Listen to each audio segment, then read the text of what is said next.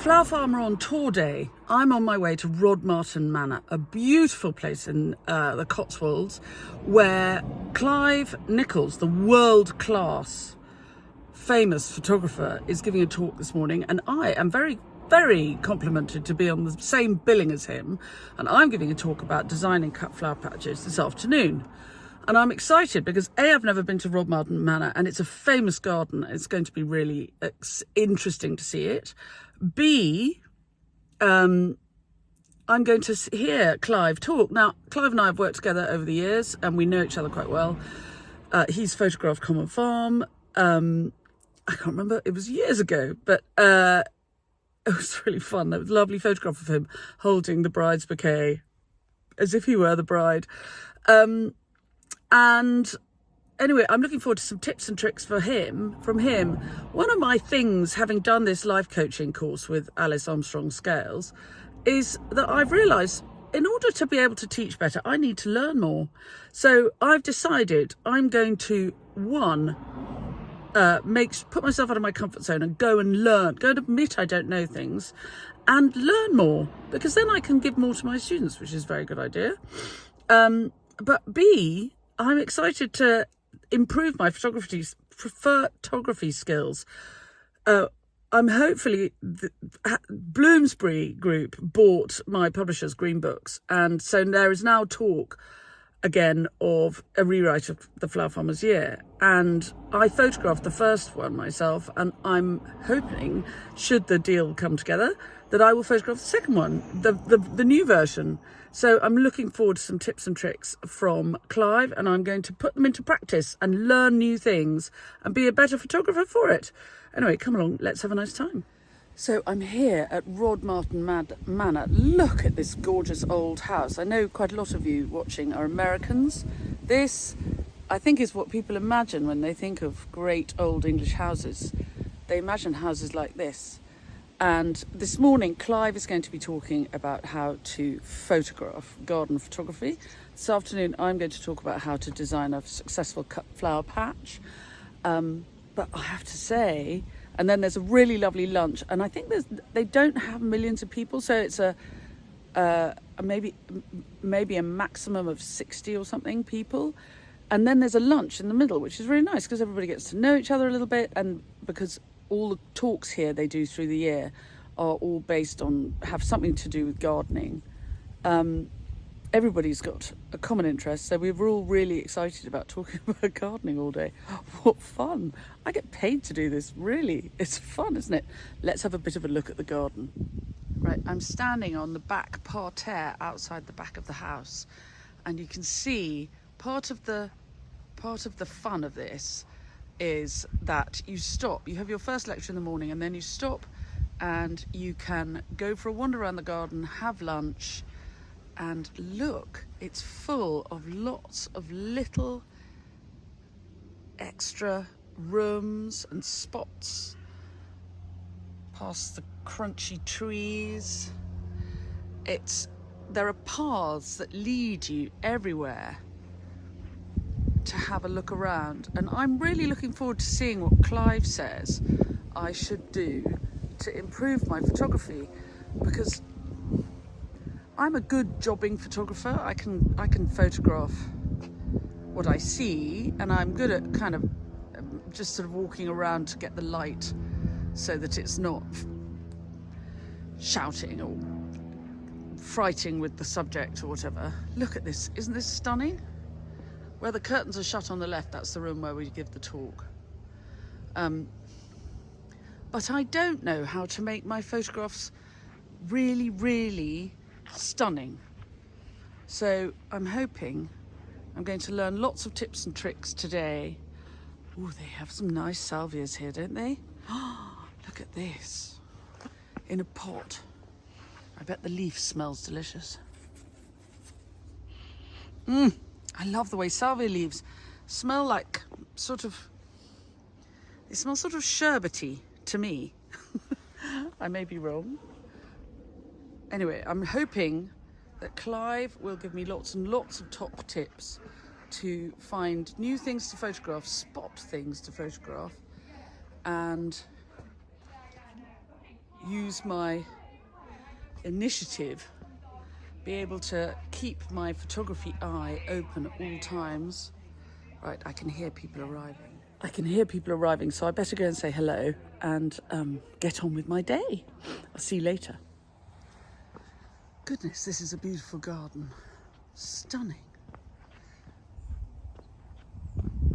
I had a lovely student from Utah yesterday who wanted a list of good gardens to visit, and this wouldn't have been particularly on her list, and also it's slightly out of her way, and also it's now closed. It opens through the summer, sort of April till September.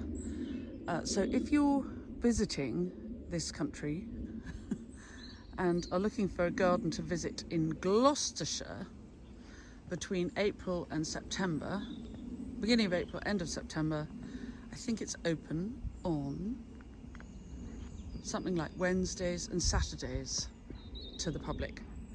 What a lovely, and look, this is my lovely Persicaria red dragon that I use in floristry so much at this time of year because it has this gorgeous little leaf, little flower I mean. And the lovely thing about the Cotswolds where we are is that stone, so everything, all the borders, wherever you go in the Cotswolds, this lovely Cotswold stone is a foil for planting. Look at that sweet little house in the end. Wendy House. Is that gorgeous?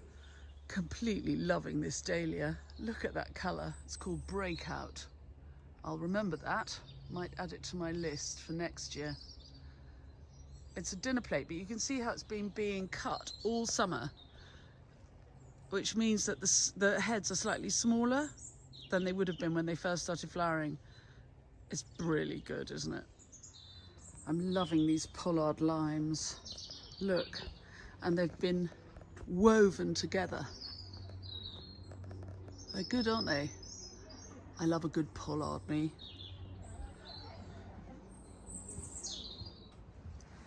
Now, you know me, I'm always on the qui-vive for the cutting garden. That way, we have a lovely view over the fields, but I spy with my little eye, I bet you, somewhere through here, with a garden, you always have to look for the low door in the wall. Aha! Here's the cutting garden. Wow! Look at the irises.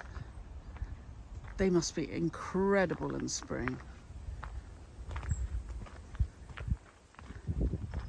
And here we go. Oh, hello, dog. Look, it's not tea cake, but it's a cousin. Hello, you're very sweet. What's your name? Hello. Hello. Oh, yes. Yes, come on, let's show me the garden. Come on. Look at the greenhouses. Oh, now that's what I call efficient space. What fun it would be to play with those. And then look at the garden. The house is full of lovely floristry arrangements, which I'm told are made by the head gardener. That's a really great cutting patch, given, hello dogs, dog for scale, given that it is the 5th of October and we're in the Cotswolds, which is much colder. We're higher up. It's much colder than common farm. Like me, very keen on the amaranthus and good dahlias. Apples for pudding.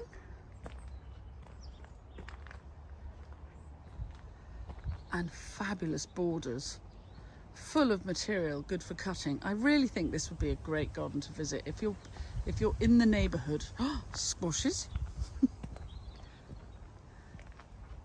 The amaranthus is brilliant. My house, the amaranthus, this one, is much taller because my ground is richer. Because I'm in Somerset not because I'm a better gardener. It's just different conditions. This is limestone. The Cotswolds is very free draining limestone. Those are lovely, lovely bright orange pom-poms. I'd love a cutting of one of those for my garden. Oh yes, and some veg as we go. Lovely looking beetroot, kale, and the dahlias are fantastic. What fun. And there's the house in the distance. This is really one of those gardens where it's behind a wall, behind a tree, in a different place. There's always something new to see. So if you come on these lecture days here at Rodmarton, not only do you get interesting lectures, but look how pretty the table setting is. These are little pansies potted up in terracotta with little terracotta saucers underneath. Isn't that sweet? And I think the foliage is wild cherry, and just bud vases with 3 or 4 dahlia stems in each one. What an effective idea for table centres. If I were doing a wedding at this time of year, I would think very strongly about this as an idea. And the lunch, by the way, was delicious. Right, better go and give my talk. And the head gardener makes these glorious arrangements in big vases. If I stand back, you'll see how big this is. It's 3 or 4 foot high in a really good flat-footed vase. Very good. Look at that amaranthus. That's why you grow amaranthus, to do something hilarious with. Right, it's a couple of days later, and I had such a lovely time at Rodmarton Manor. It is a very, very famous arts and crafts house. It's so worth a visit. If you are in that neck of the woods and the gardens are open, please do take time. And the series of lectures that I was very complimented to be invited to engage with are organised by, you can look up the website, it's called The Generous Gardener. And they do a series of lectures through the summer with a speaker, and 2 speakers, one in the morning, one in the afternoon, and they're all interesting. If you're, all kinds of gardening covered, plus a very nice lunch. So I highly recommend. I did make some notes of Clive Nichols' talk while I was sitting there listening, because obviously if you're listening to a world-class photographer, you pay attention. So I took away, I've written them all up, and I took away a few really, really top tips. And so I thought I'm gonna have a play this afternoon. But my favourite tips, I mean, wrote an essay, but my favourite tips were,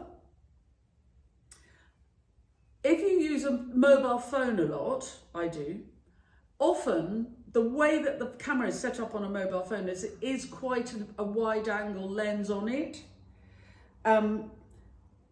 which can make a view look sparse. Clever. So it's worth zooming in a bit. So if you turn on your phone and it says a 0.51 or ×3, so you can zoom into ×3 in order to sort of cozy up the view a bit. I thought that was really, really top tip for people who use telephones a lot. Really brilliant tip. Shoot insects. If you want to photograph insects, I spend my life trying to photograph butterflies. Hopeless, really difficult. The best time to photograph insects is early in the morning when they've not warmed up enough. They're just sitting there waiting for the sun to warm them up. They're cold-blooded. And then they're easier because they'll stay in one place. Brilliant. I thought that was fantastic. And Clive said, the best time to photograph gardens is in the summer between 4:30 and 5 o'clock in the morning, which even for me is a little early. But hot tip was to photograph hot coloured plants really glow in evening light. So I'm going to have a go with that. And the one thing I'm going to try this afternoon, I've got this bouquet which has been ordered, but it's not being collected until this evening. So Clive said that it's a really good idea if you're photographing flat lays, use a wide angle lens, because you can get close in but more in it, if you see what I mean. So I'm going to play flat lays. It's not really a flat lay, but I'm going to photograph this bouquet from above, and I'll show you the 3 results and see what you think. And he said that a nice sort of a good concrete floor like we've got in our studio is very useful. It's true for flat lays, and really the way he does them is he puts them on the floor, and then without any direct sharp light landing on them, what he wants is a kind of diffused flooded light. So again, in this room, sometimes in the afternoon, the light comes through the door in great stripes across the floor. So I'm going to take the time to move my flat lay and put it somewhere where the light floods through gently across the space, but doesn't hit directly. And I'll see, I'm going to take a few photographs and we'll see how we go. Right, I'm going to pretend that this bouquet is being photographed with my actual camera. And Clive said, if you're doing a flat lay, look, unfortunately I've got my tripod leg, but never mind. The way we're going to do this is going to be quite useful to have that. So there's my image that I could just photograph as it is. The light is gently flooding in from the right, coming along here. I don't mind a bit of dust and things on the floor because it's real. So I'm going to not do anything about that. But if I zoom in, that's very attractive and useful. But what Clive suggested you do is go into wide angle, so it's further away, and then you can get really, really close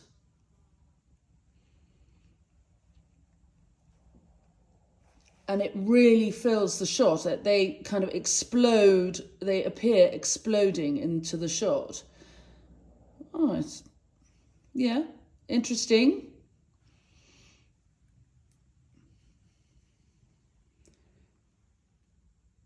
I'm going to have to play with this and see if I can learn. That's ordinary. That's zoomed in. And then wide angle. Yeah, I think I see what he means. It really is very, very lush and filling of the space. Well, lots more fun to be had. It's very bright sunshine outside. So obviously I won't be photographing this afternoon, it's too bright. But this evening, we might have some lovely evening sunshine, evening light. So I might take some of Clive's top tips and go up the field and see what I can photograph. And meanwhile, I hope you've enjoyed this clip.